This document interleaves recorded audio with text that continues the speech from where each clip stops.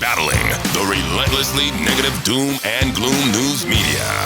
It's the Nick Stenger Show, coming to you live from the Stenger Family Office headquarters. It's your host, Nick Stenger. All right, ladies and gentlemen, welcome back to the Nick Stenger Show. My name's Nick Stenger. We are Stenger Family Office. For the past 44 years, the Stenger family has made it our mission to deliver you clarity and confidence to help secure your financial future. Welcome back to the show, episode 187, The Blind Leading the Blind. We're going to talk about what that means in just 1 minute. But before we go any further, I'm going to give you a second here. Don't forget to hit subscribe on YouTube, Apple, Spotify, wherever you're listening to us, hit subscribe. We appreciate it so much. Thank you to all of our subscribers. We're almost at 500 here. We are slowly counting our way up. And if you don't mind hitting the subscribe button, liking the show, sharing it with your friends and family, it helps us get it to more and more people, helps us get better and better guests on our other show, Bullish. But the other reason you have to subscribe is you are going to find out about events faster than anybody else by listening to the show. And one of the examples here would be our Investor Day event. If you don't mind throwing that up, Producer O, we've got Investor Day 2026. But remember, it's always this year, 2025, October 16th and 17th at Gibson's Steakhouse in Oak Brook. You are getting the early admission, the early invite to this event. And by the time that invite actually goes out in the mail, which it'll go out in about a week or so, about a week and a half, 2 weeks or so, as soon as you see it in your mailbox, it's going to be basically full. So that's why you have to be on the show. Don't forget to subscribe so you can get these updates. We're doing the virtual open house tomorrow on the 29th. Depending on when you watch this, you can go back and watch the replay that we will have available as well. But you cannot miss Investor Day. That is coming up very, very soon. All right, let's jump into it here today. Episode 187, The Blind Leading the Blind. What's going on? What are we talking about? Who are the blind? Well, look at these Wall Street strategists. We're not going to call them out by name today, but it's just fascinating to me to watch how they came into the year extremely bullish, some of them, after being bearish in 2024. Remember, many of them said that we would hit 4,500 points on the S&P at the end of 2024, at the end of last year. Well, S&P, they weren't even close. The S&P finished at about 5,850, 5,900. And then they came into 2025 saying, oh, now there's a chance we could hit 6,800 or 7,000. Finally, they had just turned bullish. And then literally at the bottom of the market in early April, after the tariff stuff had come out and before the pause was announced and everything else, they changed their estimates on the S&P from 7,000 in many cases to literally 5,200. They got bearish, and that marked the exact bottom of the market. That was the bottom. So April 7th, April 8th, you could have bought the S&P sub 5,000 points. It's back up today, depending on when you're watching this, to 5,950. So this is my point to you. As you avoid the bearish narrative, as you watch out for the doom and gloom, the relentlessly negative media, all the bearish pundits and pessimists and all the people who are going to tell you the world is coming to an end. This is why I tell you that you have to get the data.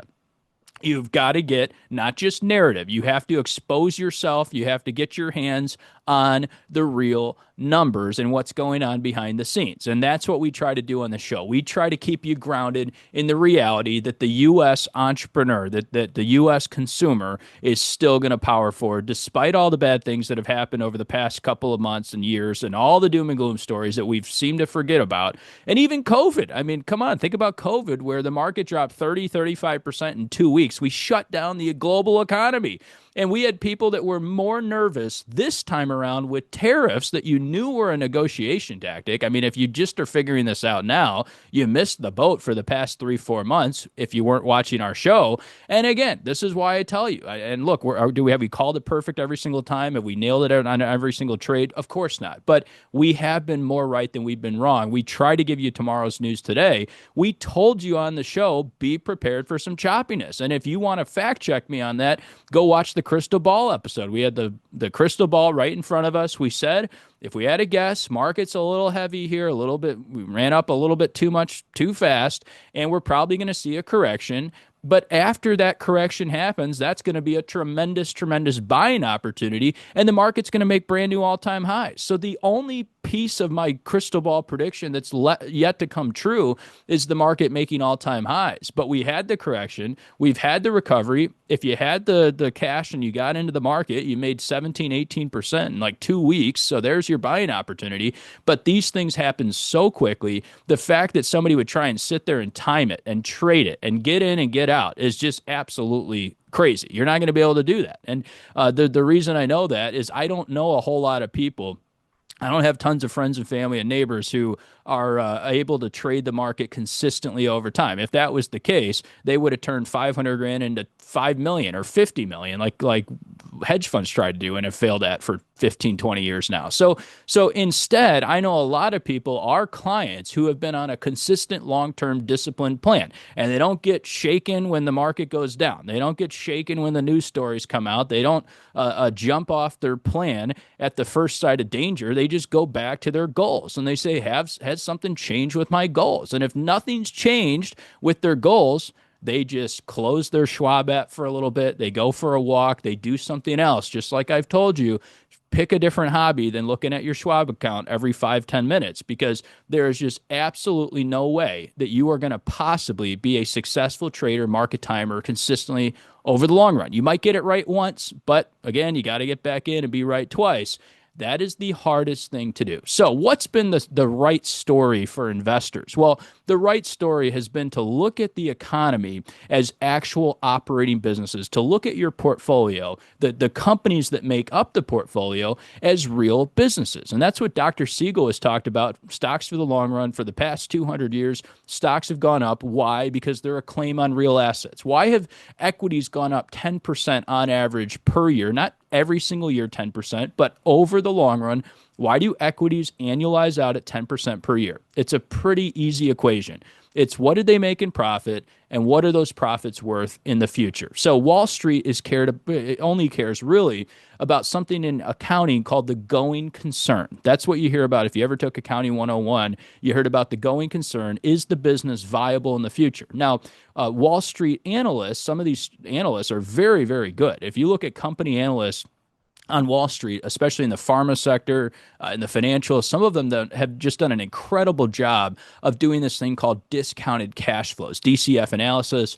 And what they do is they say, here's what we expect cash flows to be. Here's what we think the company is going to produce in earnings over the next 5-10 years. And then we're going to discount that back based on interest rates and tell you what we think the stock is worth. It's literally that simple. However you want to do this. If you want to just say, here's what earnings are expected to be multiplied by a typical price to earnings multiple for that company. Maybe you look at an average over the past 5 years. Maybe you think the company's going to be a little bit more valuable the next 5 years, so you give it a higher P ratio. However you're going to do it, it's really not that complicated, other than the fact that if a company is doing well, if it's taking care of its customers, if it's doing a good job with its employees, if they're bringing in new revenue and they're producing sustainable profits over time, that stock's going to go up. It's not rocket science. So, when you look at Costco and you got your Costco stock in the portfolio and you're thinking about panicking, now I'm not saying Costco couldn't go down 30% or 40% in a correction. You better think twice before you panic out of your Costco stock. I go past there on a Saturday morning. There's 50 people waiting to get in. I mean, it's like pandemonium over there. You can't move your cart around. It's insane. And so same goes for many of these companies. We've talked about Apple in the past. Now, none of this is stock advice. We're not telling you go buy or sell or do anything with these stocks, but I'm just giving you examples of the real economy. Apple, if you are not on the iPhone, you are now kicked out of your family. Why? Because you have green text, and nobody wants to text you if you have green text.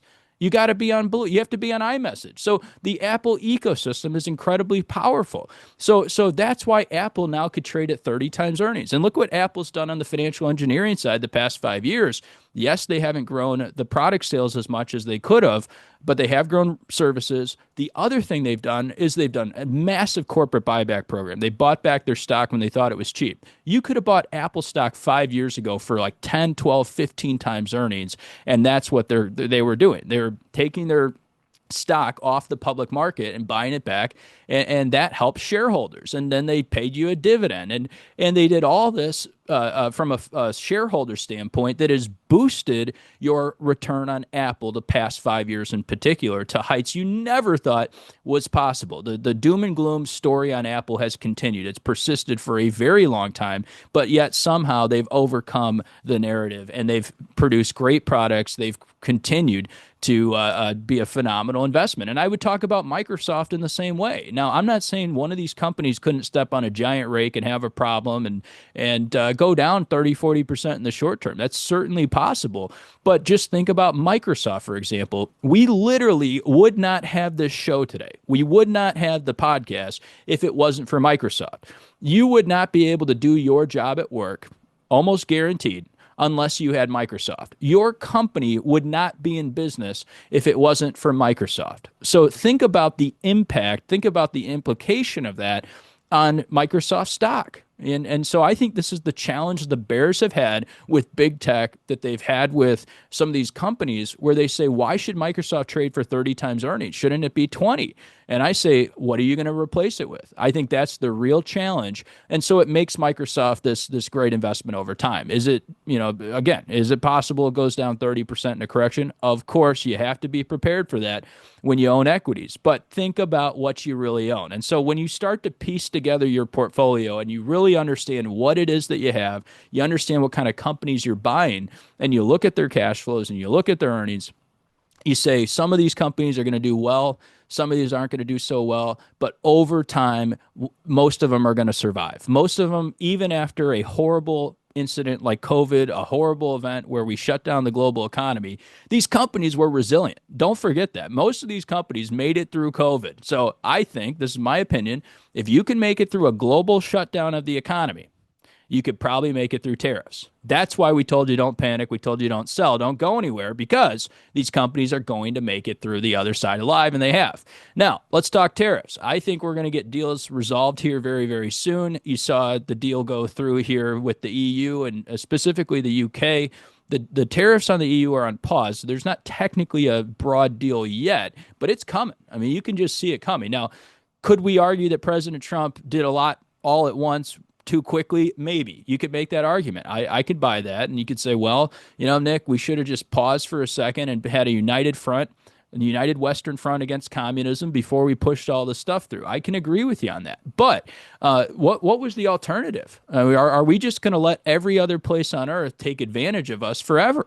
And like most presidents have been too afraid to do anything, President Trump has actually done something. And again, I'm not making a political statement. I'm not telling you to go vote for him or anything like that. I'm just telling you nobody has dealt with it until now. And by the way, you have to remember, President Trump, before he was a Republican, was actually a Democrat. And guess who used to love tariffs? The Democratic Party. The Democratic Party loved tariffs because they were trying to protect the working class. They were trying to protect working Americans. And so it's also funny to me how the narrative has switched so much over the years. And again, are tariffs the best way to deal with it? I think there's better ways. I think there's a better way to handle the tariffs, and I do think you have to deal with China. But all this to say, at least we're finally dealing with some of the problems we have. Now, the other reality is this. Companies could have made the conscious decision to manufacture their goods in the United States. How do I know that? Because there's a lot of companies right now that are completely unaffected by tariffs. Why? Because they never left in the first place. Look at WeatherTech. WeatherTech makes the floor mats, okay, for your car. And they're right down the road from us in Bolingbrook, Illinois. They have a manufacturing facility, and they never took those jobs to China. So companies that did made a conscious decision to do so. And so should we really feel that bad for them when they gutted the manufacturing of our country? I don't know. Maybe we should a little bit. Maybe they should have seen this coming. But my point is, there's been plenty of medium-sized companies, large companies that haven't taken production out of the U.S. They've stayed here. And I think that speaks to what's going to happen over the next couple of years. Now, are we going to get every iPhone to be made in the U.S.? No, I think that's a pipe dream. And probably you shouldn't make every iPhone in the U.S. But the reality is it's going to change the mix of where supply lines come from. And that's so critical. If you're a company, if you want to run your company prudently, you should have diversity of supply lines. You shouldn't just have everything tied up in one place. Certainly not a communist country. I mean, let's go back to the Cold War era for a second. Imagine if you had all of your production during the Cold War in the USSR. I mean, it's absolutely insane. You would never do that. Well, that's what these companies have done today. And I think there's a lot of money. And I think this is why people are fighting so hard against this China push now to try and deal with China. I think there's been so many investment dollars tied up in the idea that China is going to push the U.S. off the stage, that China is going to overtake the world, that communism is finally going to work. I think this narrative has been so pervasive. There's been so many investment dollars put into China. People are scared to lose the investment they made in China. Here at Stenger Family Office, we have avoided that. We have not put our clients' investment dollars in China, certainly not under the CCP. Maybe if China becomes this thriving democracy, sure, maybe one day, but it's not at that point today. And so I think that's why people are so scared about this trade war. I think that's why the media is pushing so hard against it. I think people have significant dollars tied up over there, and they just want to see it work out. And sorry to tell you again, it's a communist country. You should have remembered back to your history lessons growing up. Communism has never worked, no matter where it's been tried. And the Europeans now are having to face reality. They're having to face the music with socialism. And socialism doesn't work because if you tell people you get to stay home and not work, eventually what happens is there's too many people riding the wagon, not enough people pulling the wagon. And so when you end up with an economy where too many people are riding, not enough are pulling, these social programs will catch up with you. And what's the end result if it goes to the maximum? Well, you end up with like Venezuela. Okay, Venezuela was this beautiful, thriving place, one of the best economies, so much potential, so many natural resources. They ran it right into the ground. And that's all it takes, one generation of socialism, and you're going to screw up your country permanently. And, Argentina now is dealing with this too under Javier Milei. They're cutting a lot of this. And again, you don't have to like them as a person, but the reality is capitalism is the worst system out there, except for all the others.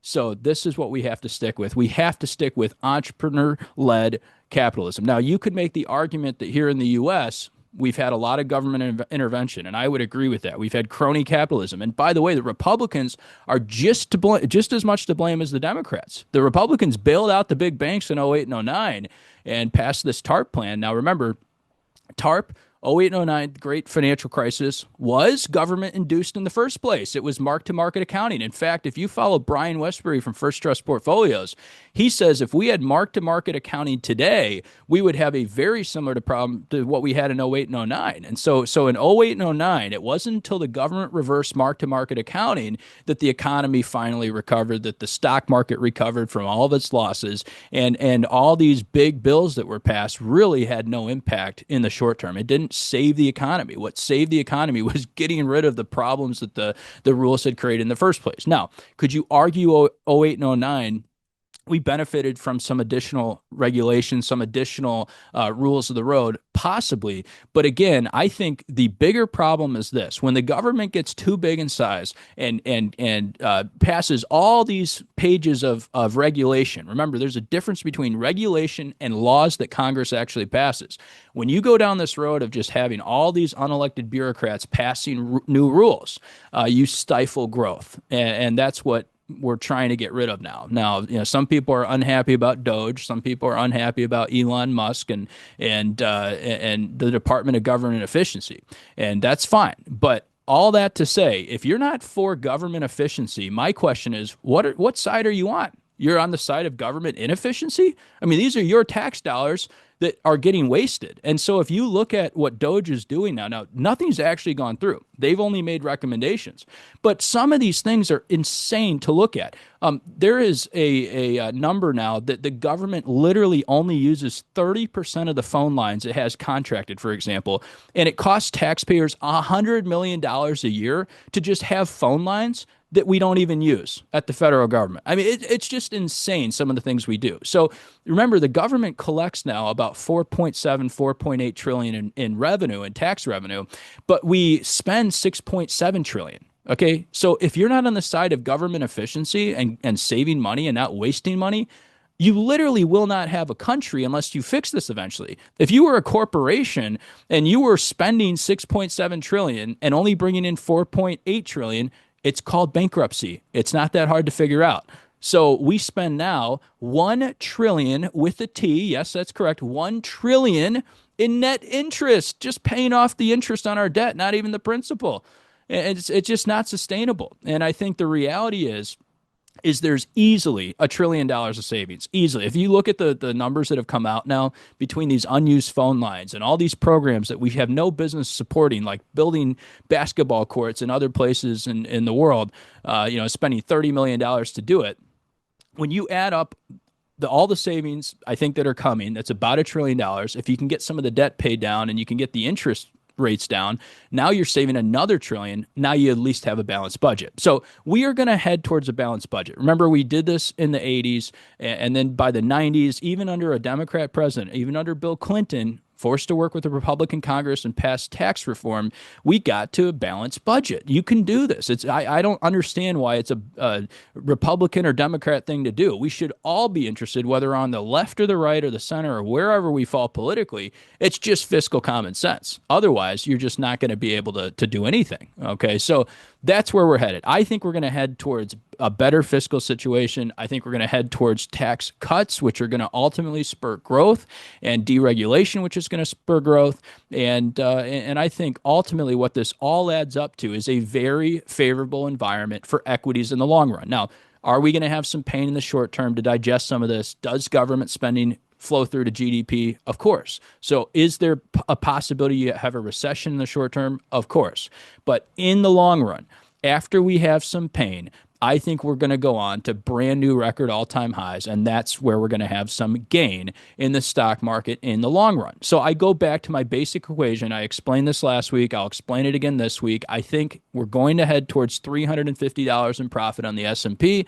I don't know exactly when that's going to happen. The crystal ball is a little fuzzy, but it will happen. And you're going to multiply that 350 by 20 times earnings, and the S&P will eventually trade at 7,000 points. Today, it's 5,900. And so if you go from 5,900 to 7,000, you don't care what happens in next week in the stock market. You don't care what Jim Cramer says on CNBC. You don't panic when all the Wall Street pundits and pessimists, who I call the blind leading the blind, change their forecast. All you're focused on is long-term profits. And if you think that the U.S. entrepreneur is going to spur on to new heights and is going to grow their businesses and reduce costs and make life better for everybody else, which has been the story for 200 years, you're going to stay on your plan and ride the S&P up to 7,000. So don't go anywhere. Don't panic. Don't jump off ship, and just stay tuned for good things coming. I'm still optimistic, and I think you should be too. Thank you for being here. Don't forget to subscribe and make it out to Investor Day. It's right here on the screen. If you don't mind, again, Producer Owen, just throwing that up for us. You can take a picture if you're watching on your computer of the QR code, and you can register today. Thanks for being here. We'll see you next time.